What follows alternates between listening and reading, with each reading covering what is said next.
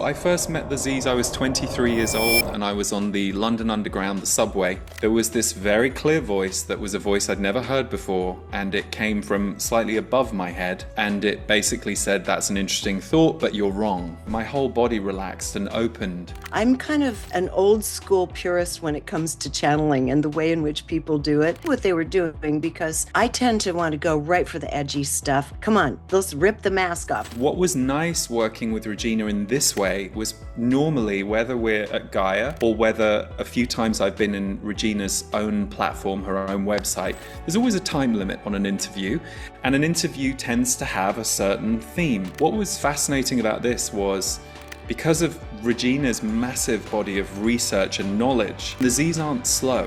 They speak faster than I do. Yeah. So we got a lot in a relatively short space of time. Yeah. Shout out to Trent Barfield, our designer. Yeah, he's fantastic. Because if there's information out there talking about how people can really be the observer, go within, know thyself, and then filter through with that intelligent device what it is trying to show us and let it go. Everybody has felt more or less that they need to turn outside, turn to their guides, go out here to bring in information. And they were very clear to say, actually, no, every bit of it is already right there within your field. The multidimensional awareness and intelligence is already in your field. It's housed right in your aura and body. You don't need to go any further. If you catch yourself judging yourself or being hard on yourself, celebrate it because you caught it. Oh yeah, the downloads that I've been getting. Oh my God. I so loved about the Z's transmission in this book was that, and this really shows up toward the end, but throughout, is how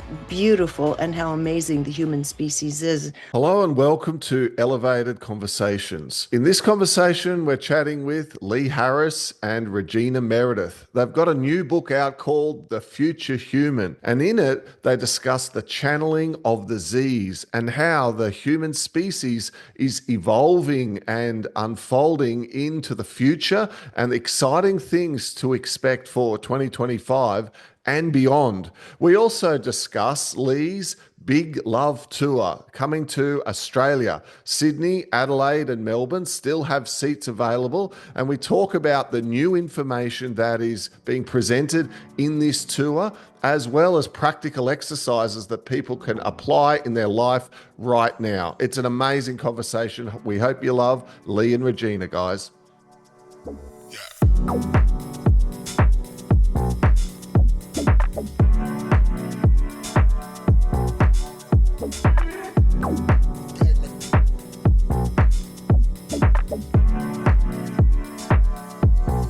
Lee and Regina, welcome to Elevated Conversations.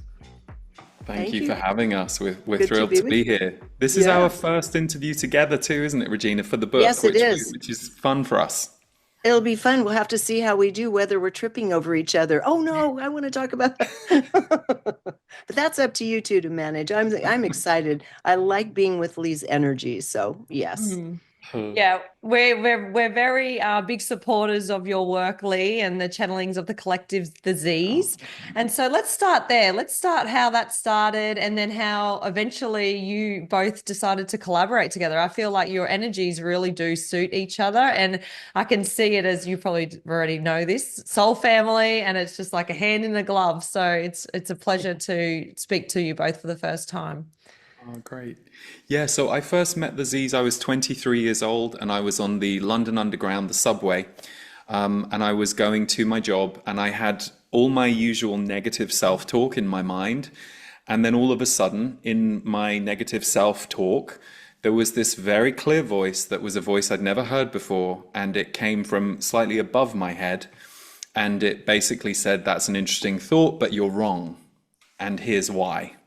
And then they proceeded to explain to me how I was seeing things wrong. And you know how sometimes with someone that you don't know, if they come in and say, "Oh, you're wrong, and let me tell you why," it can be very easy to defend or to go, "Oh, hang on a second, I don't know who this person is," or not at all. What struck me about this moment was the way they explained this thing to me was so brilliant and so clear that my whole body relaxed and opened. And I had never considered that I would meet my guides. I knew some people did. I was on a path of self-growth and spiritual learning, and had been since I was 16 years old. But this was just a surprise. And so in later years, I've asked them, why did you come to me at that age and why then? And they said, we actually were with you from birth, but from 6 years old, we left because it would have been inconvenient for your life if we had stayed with you beyond six because of where you were going and what was going to happen to you in your life. It wouldn't have been good. So we didn't go away. We just knew that we had to wait for you to hear us again. So, that was how my journey with them began at the age of 23. I started doing it for work very hesitantly, but at the encouragement of a healer friend about 5 years later, having done, free readings for friends for years and all that kind of stuff. And then Regina and I met when I was interviewed for her show, Open Minds, back in 2014. And I think over the years, I've probably been interviewed by Regina at least 10 times. And I've also interviewed her on my podcast. And we just developed a friendship outside the shows. So we'd go for dinner and we'd connect. And we always said, we've got to do something together one day. We never knew what it would be or when. And all of a sudden, in summer of 2023, there was this kind of surprising and unexpected window of time that opened up in my schedule. And we were on the phone talking, and then Regina was like, well, I could come to England and we could, we could Yeah. do this project together. Yeah, it was perfect timing because I was already looking at going to London at that time. And when you said that, it was just divine. There was, I bought the ticket that day. And Regina, over the years, you would have been around so much high frequency information from so many different sources. What was it particularly about the Z's and, of course, the energy of Lee himself that but it must have struck you in the heart. There must have been some sort of deeper thing about it that got you so engaged because you've been around so much. Yes, and I'm very particular about channeling because there's so many thousands, hundreds of thousands of channelers now. And while we are becoming more open to information flowing through, I'm kind of an old school purist when it comes to channeling and the way in which people do it. And so, in terms of my own understanding, my own preferences, I had always appreciated what the Z's had to say, and I could see what they were doing because I tend to want to go right for the edgy stuff. Come on, let's rip the mask off. Tell us everything going on underneath. And you can see Lee's face when I say it. And so the Z's had to be very careful because they knew the timing of events better than I. I'm always looking to push forward. And they could see what people en masse were more ready for or not. So I noticed that aside from my friendship with Lee, which was just a warm and fuzzy heart connection, it was just so easy. So that developed on its own.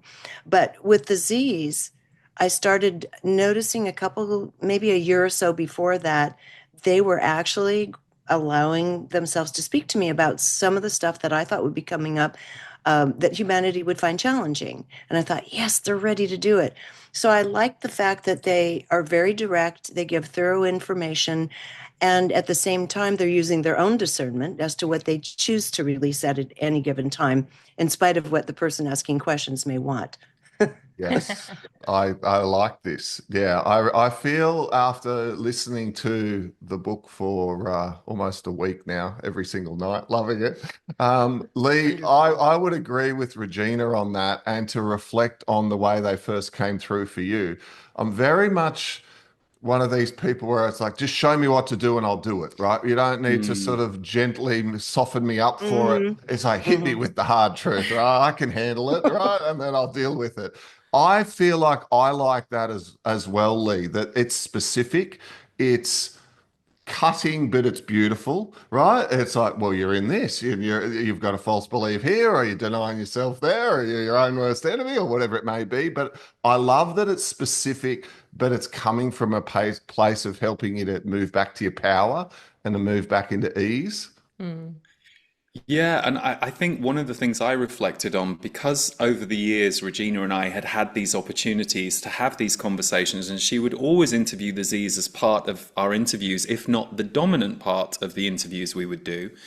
a couple of things happened. 2019, I had a big awakening experience, and they said to me, now your work gets serious. And I remember thinking, that's odd, because I've never not taken my work seriously. But this was 4 months before COVID shut the world down, or the choice to shut the world down came in tandem with COVID, I should say. And so it was interesting because I felt like their messaging around that time got a lot more urgent and a lot more nail on the head about certain things. And what was nice working with Regina in this way was normally, whether we're at Gaia or whether a few times I've been in Regina's own platform, her own website, there's always a time limit on an interview, and an interview tends to have a certain theme. What was fascinating about this was because of Regina's massive body of research and knowledge, she was really able to guide the conversation in all these places because we had about, I think the audiobook is about 7.5 hours. And the Z's aren't slow. They Yeah, speak faster exactly. than I do. Yeah. So we got a lot in a relatively short space of time. But it did leave both Regina and I a little dizzy. Like we both Yeah, we were a were bit dizzy. spaced out by the Yeah. end of Yeah. it. Yeah, yeah. Well, Like, even each day at the end of the day, we would both be kind of out of body, and mm, Lee was worse than me. He got in a wreck, a fender bender the second day, and said, "Oh oh, my God, I can't come to these sessions under my own steam anymore. I need to Uber over here."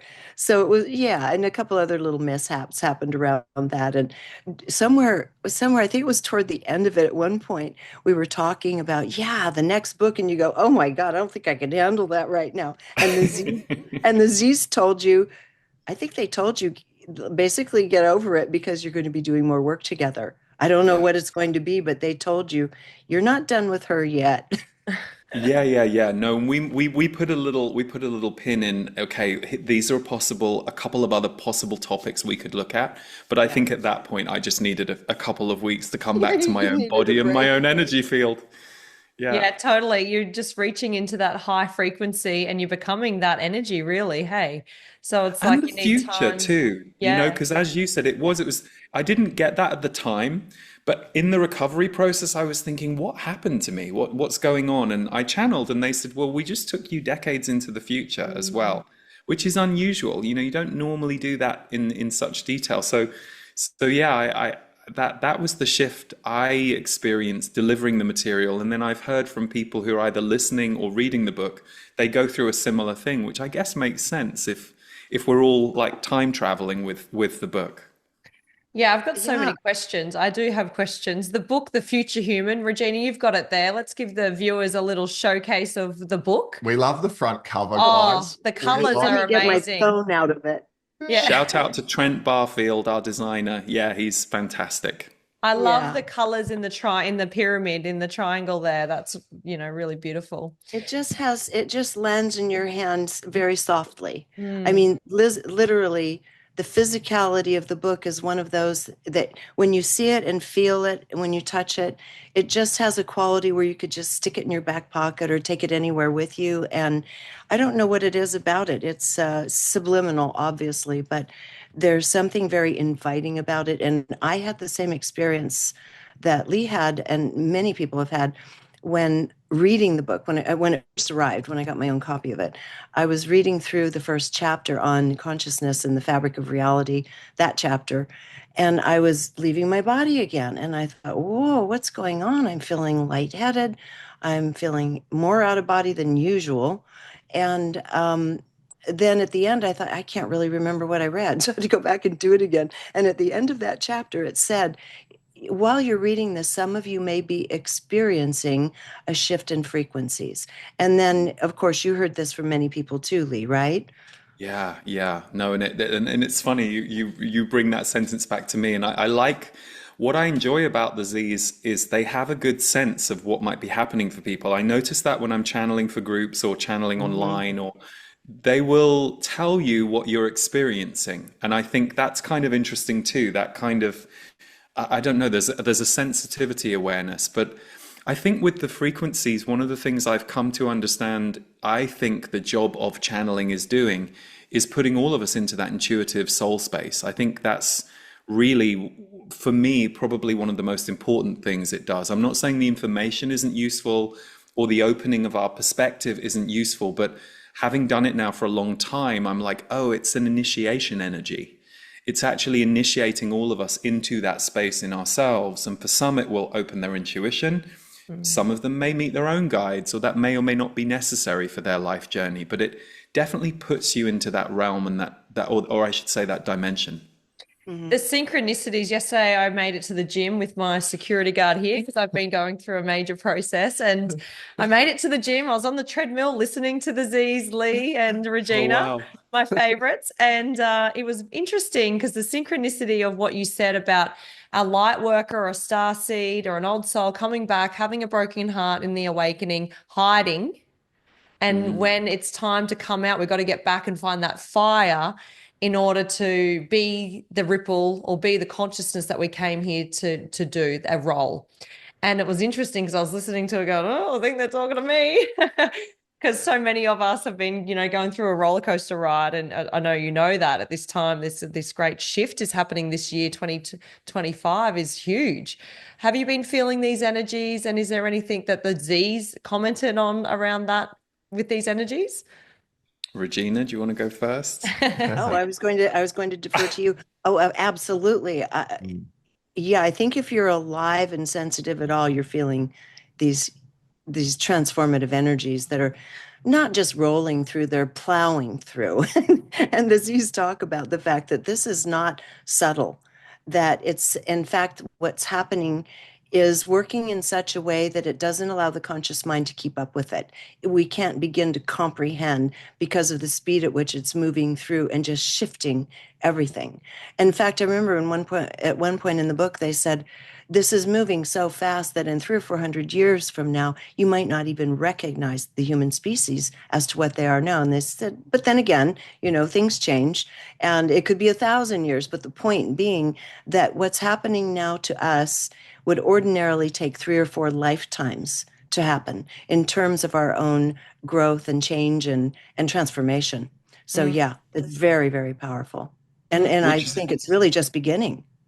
Which is interesting, isn't it? Because that I sometimes forget that just as a human being living in this time, I forget that the messages that they often bring through are your recent genetic history does not have any map for this, because you have to go way back in history for us to have had the access to some of the advanced consciousness that is coming back online now. So in a way, that's been scrubbed out of our cellular memory as humans. And therefore, the speed that we're all going at now is quite dizzying. And 100% I've had it. I was just telling a friend yesterday, I said, it's when I'm alone. So it's not when I'm engaged with people, it's not when I'm doing my work, it's when I'm alone in my own energy field. It's recently, on certain days, it has felt like a tidal wave is moving through my system. And then, my mind will try and understand it. Or if I get a little too unsettled too quickly, my mind starts going, hang on. And then I have to remind myself, no, you're shedding. You are being power washed from the inside, whether you like it or not. And usually I don't enjoy it. But I'm trying to get better at going, okay, this is the process. What do I need to do in this moment? Because it's very intense. And I don't know if it's better if you're unaware. Like, I have friends who say, oh God, it's so much easier if I wasn't awake. And I'm like, I don't know. I mean, I actually think that there's a challenge to either. I think you're not awake to what's going on, and so you're using external 3D stimuli to get you to this place. That's just as painful to me, I think, as or can be more painful sometimes, to being able to go, oh wow, I don't quite know where the ground is and I don't quite know what's going on, but I do remember and understand that we're in this process, and that's why. I think that's super helpful personally. And the other thing I'm finding very useful is when they're talking about the part of the where we talk about the mind and the heart and the multidimensional meld between higher mind and heart, and that our intelligence as a species will begin running through the heart, which is the thing that makes us so beautiful and unique. This whole experiment, and has many, many other civilizations watching us for this very reason. What I started doing is, and when the Z's were talking about this, we were talking about using the body as a multidimensional tuning fork. And I decided, why wait until this happens in another lifetime? Why not employ this now? And so when I'm in these states where it's you just what's going on, how should I perceive this, and our own personal transformation, I am turning to that and finding it extraordinarily helpful to take the information and allow my whole body system to open up, use that intelligence and say, where is this reaction? Where is this desire? Whatever it is, where is it emanating from? Where is it landing? And then what does it have to say? So I'm asking my tuning fork, my vehicle here, to give me the answers to perplexing things right now. And it's amazingly efficient. It's not emotional and it's not filtered. It doesn't have the filters of the conscious mind. So it's actually the more intelligent, the least, I should say, in reverse, the least intelligent aspect of us is this part, the conscious mind. The rest has much purer, cleaner intelligence because of the lack of filters. So anyway, I'm finding that very helpful to get through this. Not that I've got it nailed by any means. Yeah, the principle of that, though, I think I'm sure you would agree, guys, helps to influence why there's such an exponential shift in consciousness. Because if there's information out there talking about how people can really be the observer, go within, know thyself, and then filter through with that intelligent device what it is trying to show us and sort of observe it, perhaps feel it, experience it, etc., and let it go. But then with that divine connection, get the knowing behind why your soul attracted it in the first place to give you some sort of opportunity to grow in this experience. It's almost like completing the loop. You've got to know thyself, love thyself, but then link it back to, well, isn't it so cool that that person was so terrible to me 10 years ago, but now I realize how it served me, and you kind of are at peace with it. Yeah. Yeah, it's true. And Lee, I think you remember this, that they kept saying, and they've said it in other of your events too. Everybody, during this whole new age time of development for the last 40 years or so, everybody has felt more or less that they need to turn outside, turn to their guides, go out here to bring in information. And they were very clear to say, actually, no. Every bit of it is already right there within your field. The multidimensional awareness and intelligence is already in your field. It's housed right in your aura and body. You don't need to go any further for your answers than that because it's already there. And so what you just said, it's very true. We're just turning to ourselves now instead of hoping some flyby guide or spirit will answer our questions. We already have it. Yeah. Yeah, because there is such an over reverence of spirit in a way that I think is dangerous. I think it's how, and again, I don't want to speak for everyone because I know guru culture has really worked for a lot of people. There are a lot of people who needed a guru and needed a teacher to devote themselves to, and that was their path. Hasn't been my path, so I can't speak for what that path is. But I think what I noticed when I first went into the channeling field was this over reverence to spirit that could be very disempowering in much the same way. I'd compare it to when you meet people who are in a controlling relationship. They'll do everything that the controlling person says, and then at the end of that relationship, they usually have to come out and heal and recover the part of themselves that gave their power away and figure out why. And I think there's a risk in spirituality, and I think there's a risk with guides, and I think there's a risk with gurus and messengers that we get into the same paradigm. I understand why we do. I think it's because I'll speak for myself. When I became a student of self-growth and metaphysics at 16, no one had trained me in any of that stuff. So it wasn't like I had a grounding or I didn't come from a culture where this was introduced to me. So I went in blind and naive. And what you do at first is you believe everybody. And so I would see that happening to other people who would come to events I was either a guest speaker at, or that I was leading. And I thought, oh, part of my job is to knock that down and to hopefully lovingly remind people why the power is in them, but also for us to understand, why did we ever think it wasn't? Because there's a reason we believed that.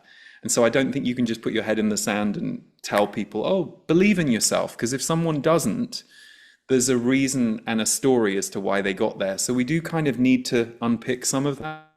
To Regina's point, one of the things that I love about the Z's is they always say, if you catch yourself judging yourself or being hard on yourself, celebrate it because you caught it. They say, and that's the first step out of that mind trap, that there was enough awareness in you to catch you being harsh towards yourself. And that's the beginning of the progress of letting go of being harsh on yourself. Because, you know, our life, and this really is to your point, Pete, there are lessons that we learn that don't always look like lessons when we're in the emotional reaction of them. But then when we get beyond them, it's like, oh, okay, I'm not 100% sure why that came to me. Maybe that's a karmic thing, maybe, but I see the benefit of what I learned having gone through it.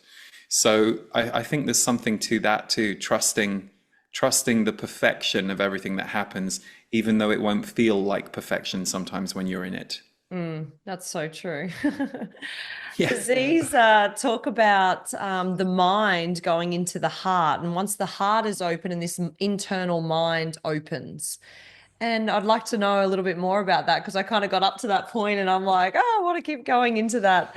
What can you share about that information? I mean, obviously we have to get out of our head and into our heart and have that brain heart coherence.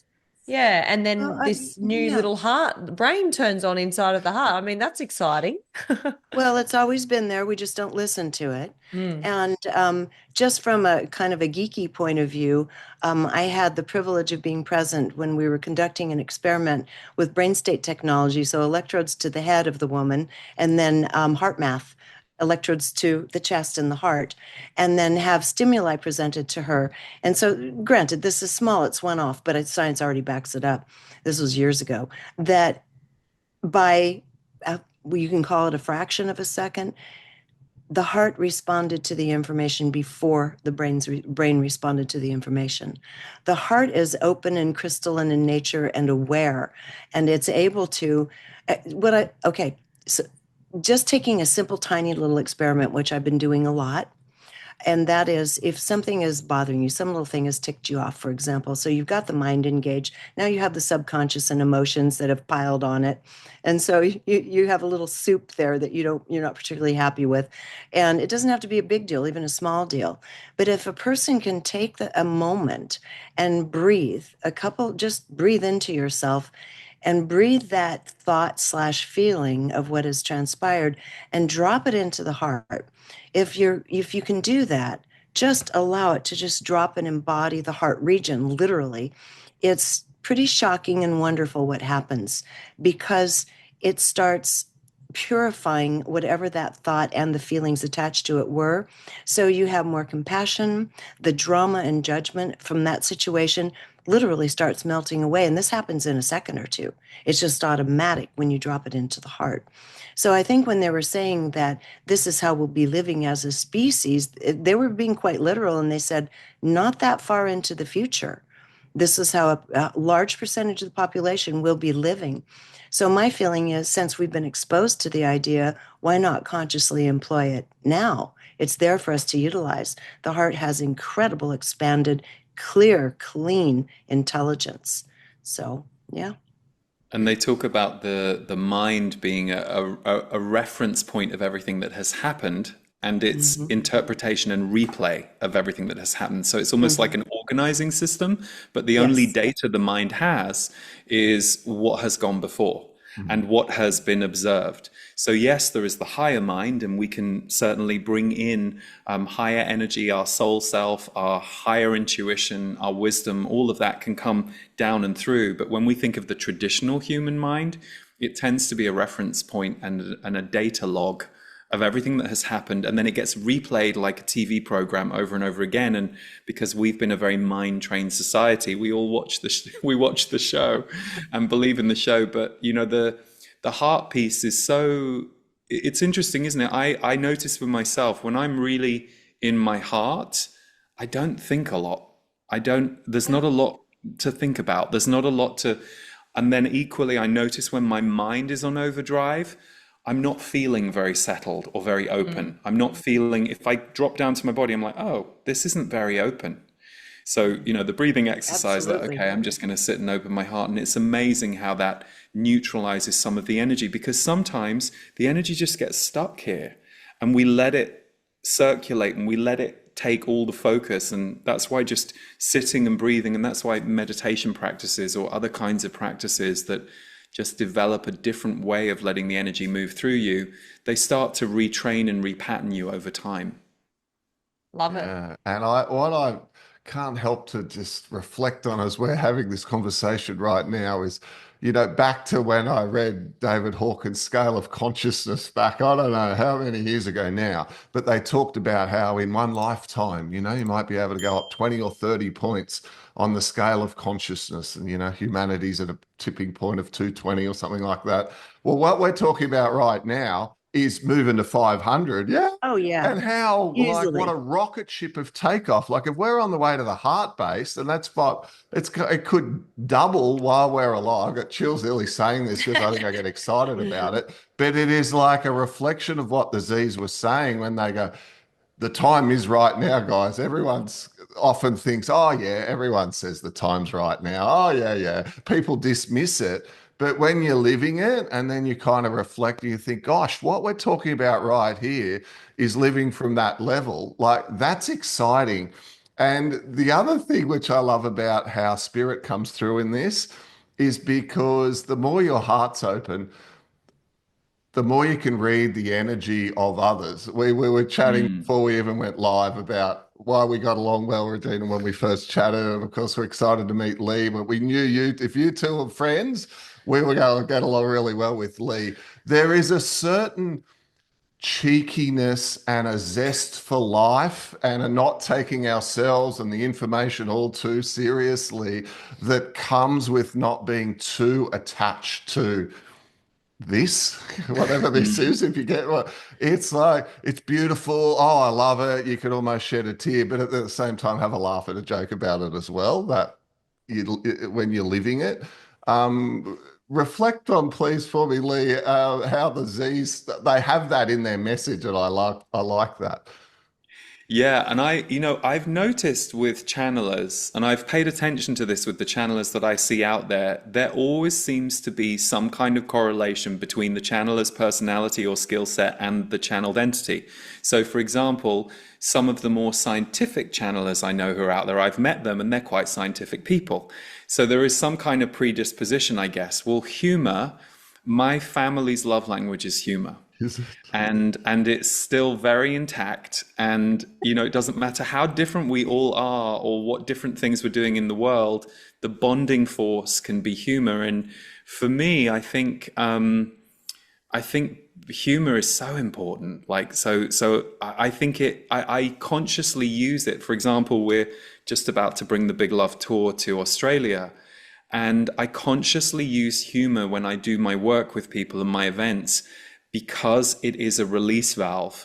I always say a great stand-up comedian is a powerful healer, because what they're actually doing is they're holding up a mirror for us and they're getting us to laugh at ourselves. But what we're actually doing is releasing some tension around an aspect of ourselves that we can now just laugh at. Maybe if we were left to ourselves, we'd just be judging it or attacking ourselves. But because they make us laugh at it, we create some energy and some space around this truth. So I know that people always tell me the Z's are funny. I never feel them trying to be funny. So, What do but you I mean? know They they're say, quite "Oh." funny. Yeah. I mean, there is that.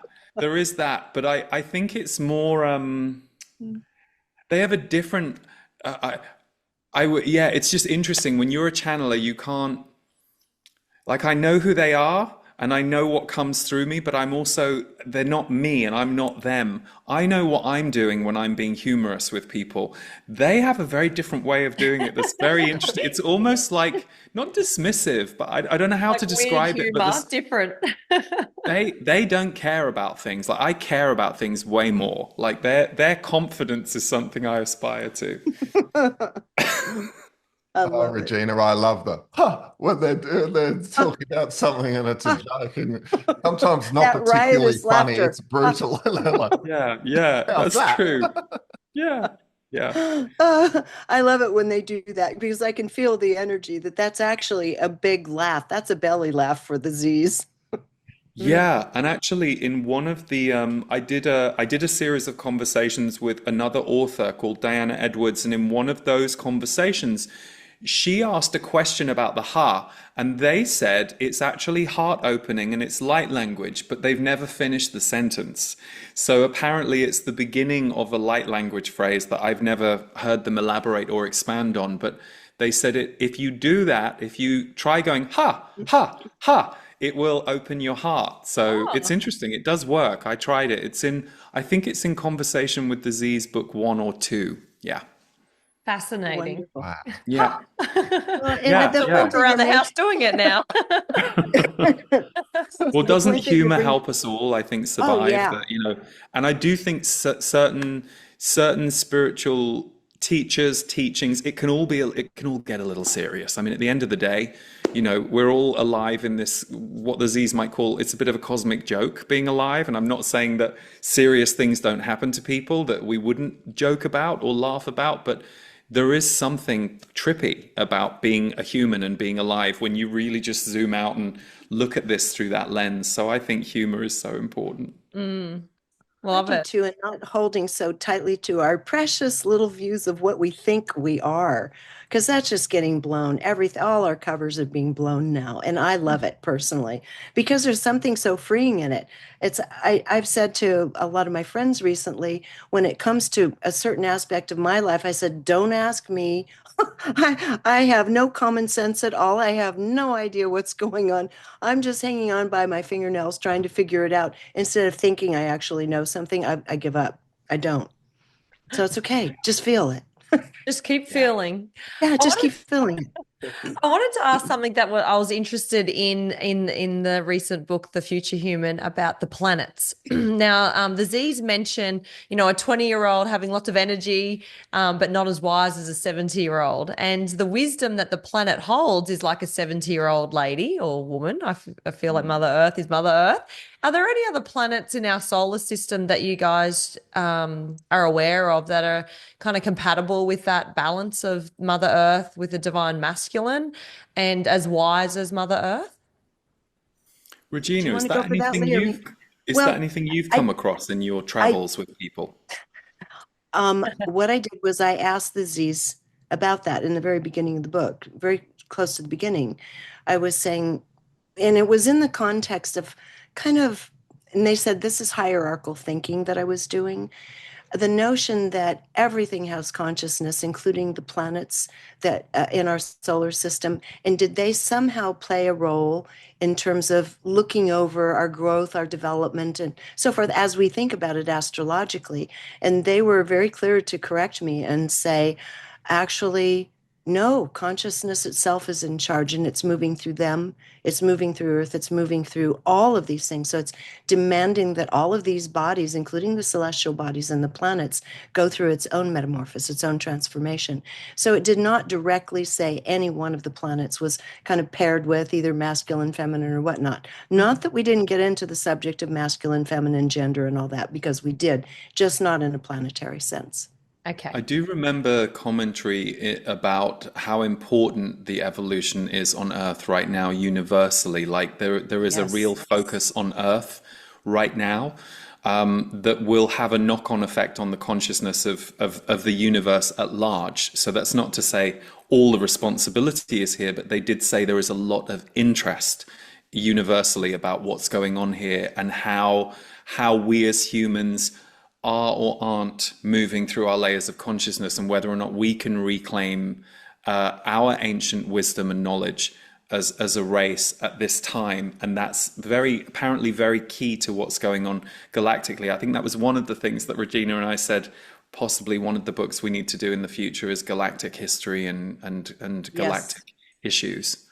Yes, looking back to the future, so to speak, on some Hmm. of the very, very advanced technologies and frequencies that existed on Earth that really set the template for now. Many of the people that incarnated back in those ancient times of high understanding, high frequency, and high technology. And you'll notice I ask questions about that in terms of what's happening to our physical bodies and such. A Mm. lot of those people have reincarnated. They're here now to bring that information forward. I mean, arguably, maybe all of us. Yeah, I know I was there, certainly. same. And so, yeah. And so I think what you said, Lee, is, yeah, it's right on. No. It's very exciting learning all about ourselves and integrating all of our gifts and abilities. And we certainly feel like we're back here for the big show. Oh, But boy. yeah. But Well, talking and about what, big show, you guys, Lee is coming down to Australia and New Zealand. And let's talk about that. Let's talk about the tour, the Big Love Tour. So Yeah, so yeah, the Big Love Tour is something that we kicked off in North America in summer of 2024, and then in January we took it across Europe, and we did the UK as well. I still bothers me that I have to separate the UK from Europe, but okay. And then now we're bringing it to New Zealand and Australia, which is great. So the Big Love Tour is it's a 3.5 hour experience with a 30-minute interval in the middle. And I bring with me Davor Bozic, who I create all of my music with, but Davor also has soundtracked the Z's for, 10 years with his composing. So what we do in the experience is we guide people through a few different things. There will be a guided meditation. I will channel the Z's. I lead everyone through a channeling exercise. I take audience questions. And what kicks the evening off is every city we go to, about 2, 3 hours before the audience arrive, I will sit down and channel 3 themes for that night that relate to that city and that group.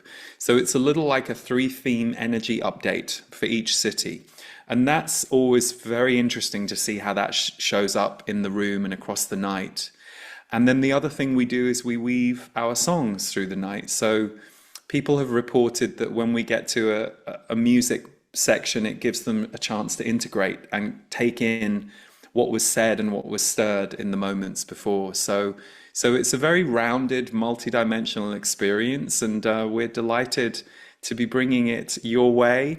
I haven't been back to Australia since 2016, and I was telling you before we started the interview, we were planning to come back at the end of 2020, just as they shut the doors and everything got locked down in the world. So yeah, we're thrilled that we're bringing it your way.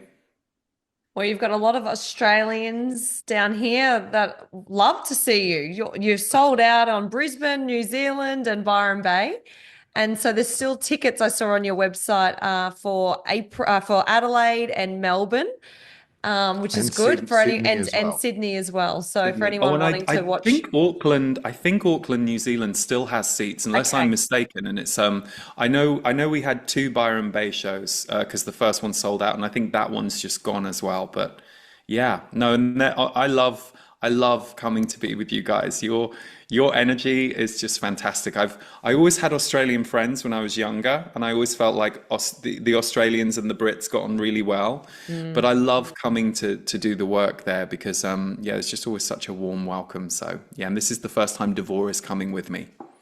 yeah, Oh, beautiful. beautiful. Oh, And Regina, you'll have to come down next time, down under. down under. I would love to, down under. I would love to.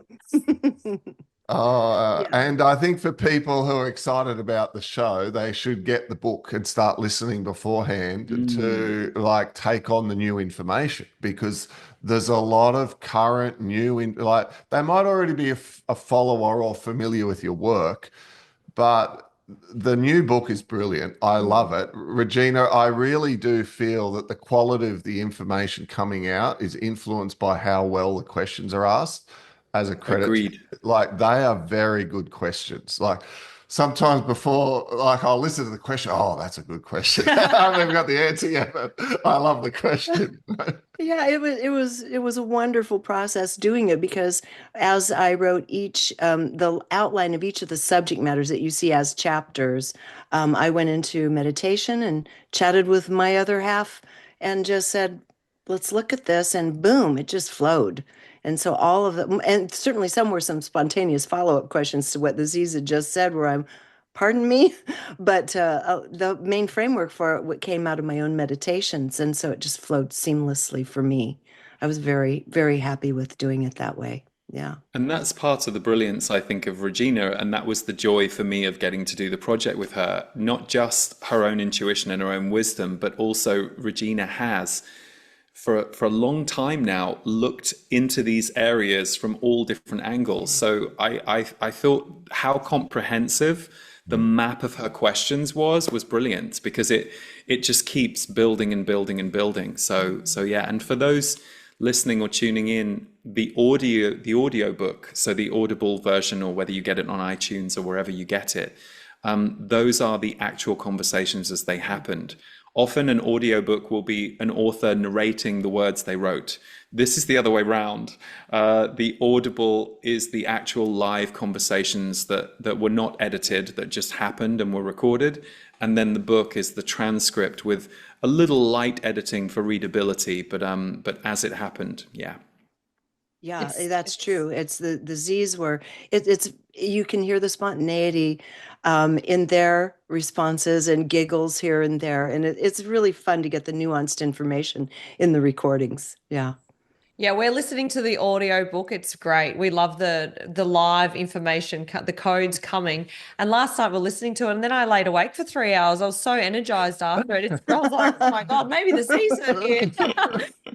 Well, I was Feeling all the impressed when you said energy. you were on the running machine. Good for you. I'd be a little nervous being on the running machine listening Oh to it, yeah. but good for you. Oh yeah, the downloads that I've been getting. Oh my God. Yeah. I come off and Good I'm way like, to move it through the this and body. this and this and da da da da to Pete. And he's like, whoa, whoa, whoa. Oh. Which is very much look what this is. And the same, it's like, for both of you, congratulations on that information. It's fantastic.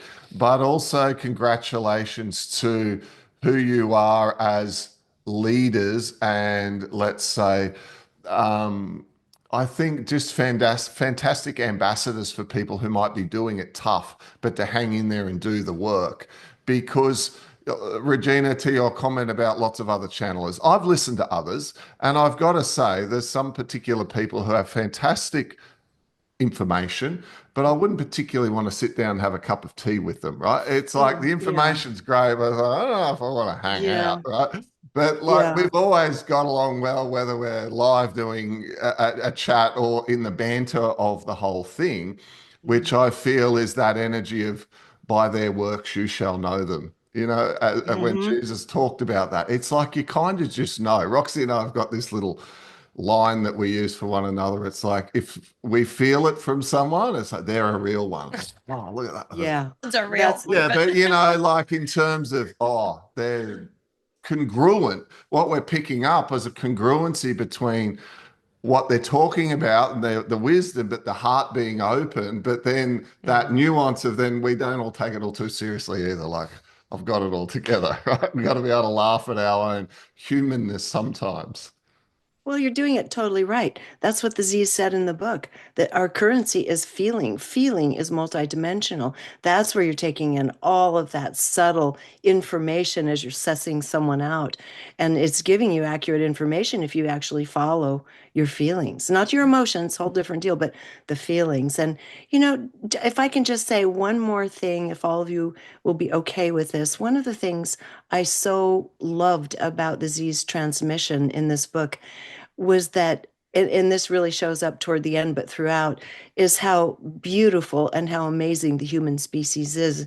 Like what Lee was saying just a little bit ago, there are species all over the universe waiting for us to go through this period of transformation where we can take such high frequencies and intelligence and creativity, compassion, love, and meld it with a physical body. This is just not easily done throughout the universe. And many other planets and planetary systems, they said, are looking to follow our lead. And probably some are incarnate here and will take this back in their DNA with them to seed this kind of life form on their planets. So we're a beautiful species. You know, we tend to beat ourselves up because we've been given that horrid information through so many institutions for thousands of years now. And it's kind of like you said in the beginning, Lee, second guessing ourselves, doubting ourselves. Everything in our training for thousands of years has been to do exactly that. And we're saying that gig's up. The Z's are saying, no, you know the truth. You don't need to be listening to those overlords any longer. That's over. And that leads us back to, I think, where we started. You know, we were talking about how are we all dealing with these times? And I think one of the shadow sides of these times, but necessary, is we're purging our own shadow. You know, a shadow that we've inherited, a shadow that we've been Yes. trained to believe. So, you know, you revisit self-doubt for an afternoon or for a few hours, and you're like, oh my God, what is this? And it's like, well, it's trying to leave you. So can you soften and can you observe and can you allow it through and can you bless it for what it was, but also be grateful that it's moving on so that something new can appear, which is why I think these times are intense.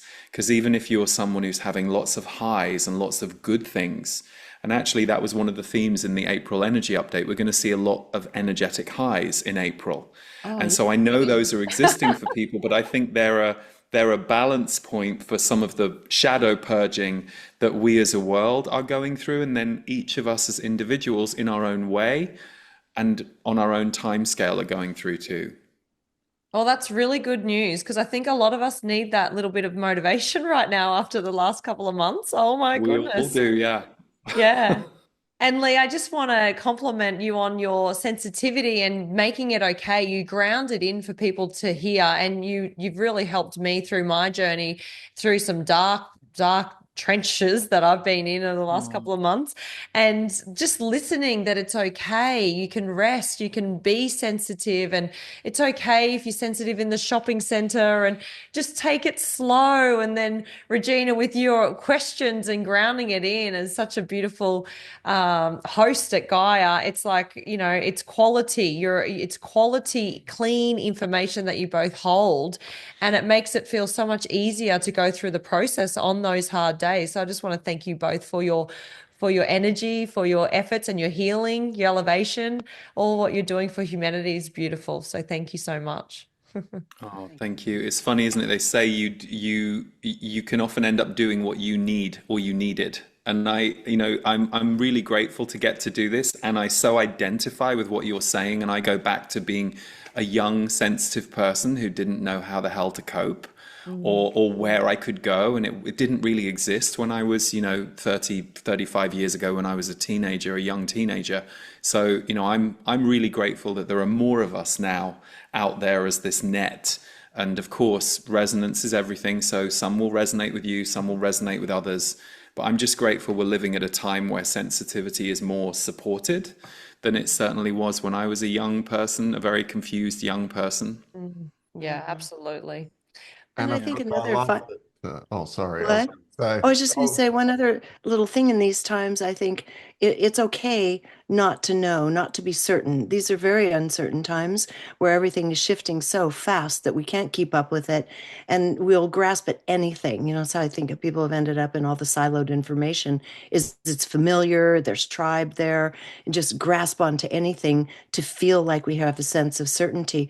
And I think a real gift to ourselves is, besides what Lee said, to be incredibly kind to ourselves right now, cut ourselves some slack, have a little laugh at the silly stuff we're doing, but also to be okay with not knowing, of being uncertain until life shows itself. It'll clarify over time, but we don't have to know the answer to these things right now because we don't, you know? Mm, so true. yeah, that's a And then let powerful one. go. I've been having to work on that. Attachment to outcomes, you know. We all do it. We Guys are all do happening, it. yeah, for crow. What's my block? What's my block?